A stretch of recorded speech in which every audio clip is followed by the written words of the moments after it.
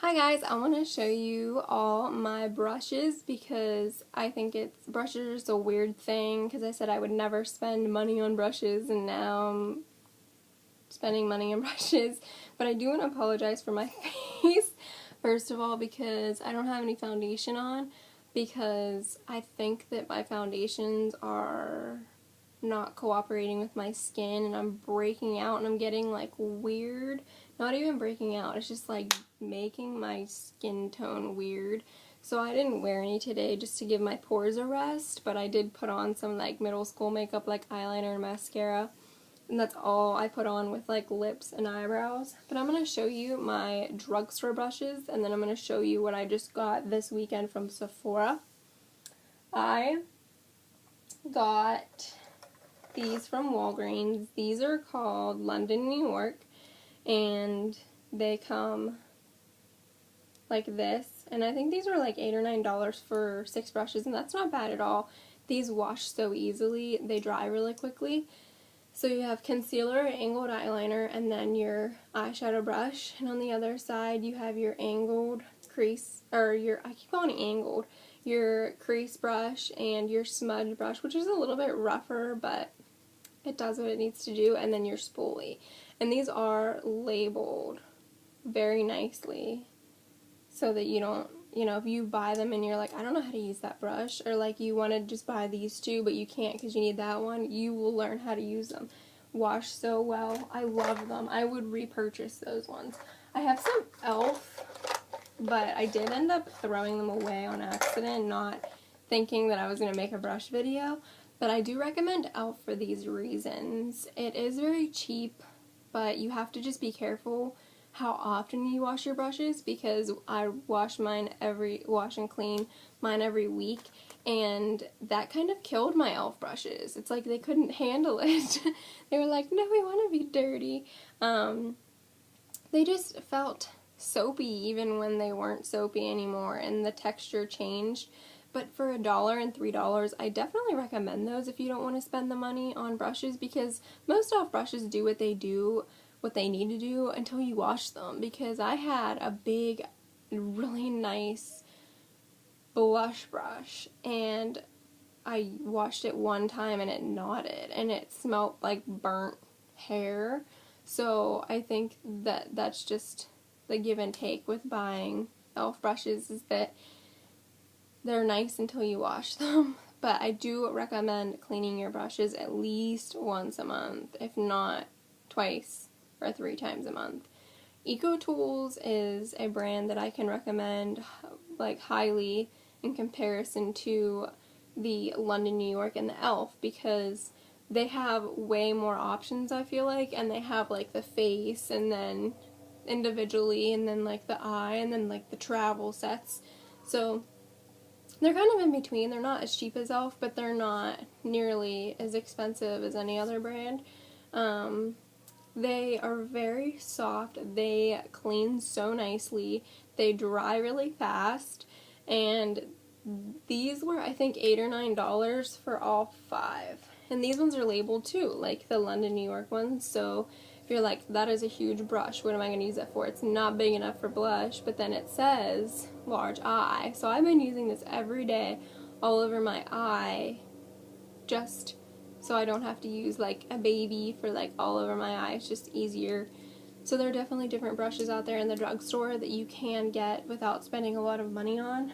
I actually have this same set in my purse for my travel stuff. So next I'm going to show you this Sephora stuff I got this weekend. And I didn't intend on ever spending money on Sephora brushes because I've been satisfied with my drugstore selections, but I just felt like people rave about high-end brushes, and I just thought I would try to buy like cheap high-end brushes.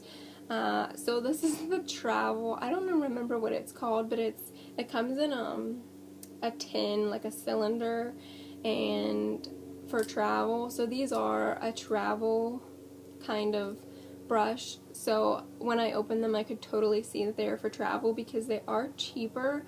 They're very light, and these are the brushes aren't as soft as I would like them to be, but I haven't really used them yet, so I can't say how they work and how they wash. I can't really say that, but I can say that for the money, I think there might be a brush that I'm missing, but for these 5, it was $22, and you can get them in, I think, green and blue and black and pink, I'm pretty sure. So it's not bad. People said that they do shed, but my drugstore brushes shed, so it's nothing I can't deal with.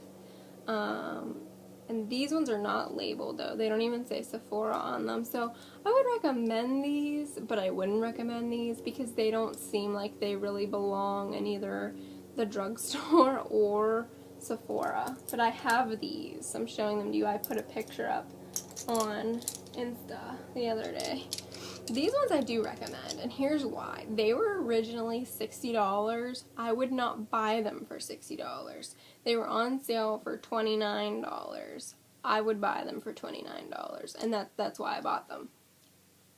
They are, there's a lot of them, so I'm going to show you.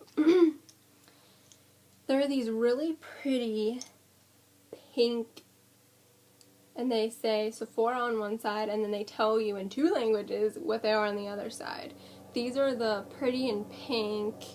I think the breast cancer awareness, they put out a set for that to, support or whatever. So here's your angled brush. It's really nice. I like that they make these white because then you can see how far down the product got. Lovely fan brush. I haven't owned one yet because I recently just started using highlighter, and I'm excited because I've been using an e.l.f. one for it, but this is like what it's actually for, and it's called Fan. There's the small eyeshadow brush. It's super soft. There's a lip brush, which you guys know if you follow me everywhere, you know that I'm starting to be brave about lip products, and it came with a lip brush. So I feel like when I get like nicer lip products, I'll learn how to use a lip brush. It came with the little comb and the little brush for either brows or lashes. Some people separate their lashes with this. I don't know if I'm brave enough to do that yet. I don't know if I need to separate my lashes. I kind of just get a good mascara to separate my eyelashes, but whatever you want to use it for. Lovely powder brush, your crease smudge brush, your big eyeshadow brush, and this blush brush is the only one that I have used, and I love it because it's tiny. Like, it's so short, so it's not like huge, and it doesn't like go where you don't want blush, but it's so soft. Like, every brush should be like this. It just feels so good.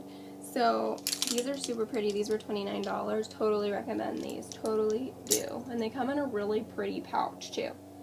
So lastly, I just want to talk about my naked brushes because I'm really upset that I don't think they sell these individually. And this one is over 2 years old, and you can see that it's like dying on the sides. And this came with the first Naked palette. This one is the Naked 2, and they made it double-sided. Very nice because you still get the palette for the same price as the first one and the third one, and they all come with something different. They all come with brushes, but then they all come with, the third came with 4 different primer samples. The second one came with a mini lip gloss, and the first one came with primer potion. So they really, Urban Decay is just awesome. So these brushes are the best brushes I've ever used, and I don't think they sell them individually. I know that Urban Decay has that new angled one for the Naked Flushed, but that's not for your eyes. So they'd be smart if they could like market these, and if they do, and I don't know, please let me know because these are worth investing because they clean really easily. They're thick but not like hard to use thick, and they're just the nicest brushes ever. So I wanted to talk about that really fast, and then I just wanted to talk a little bit about how I clean my brushes. I use baby shampoo, and I use rubbing alcohol. That is 91%, because I made the mistake in using 70% and it did not evaporate fast enough on my eyeshadows, and it pretty much ruined my first Naked palette. So don't do that. You want the 91 because it does evaporate faster and then it doesn't settle into whatever you're spraying it on. I spray my palettes like once every 3 weeks or once every month, depending on how often I'm using them or if I'm using one more than the other. I recently just started doing that because it's good to sanitize your makeup. And my brushes I clean every week. The ones that I use, not the ones I don't use. But I put them aside and then clean the ones that I use.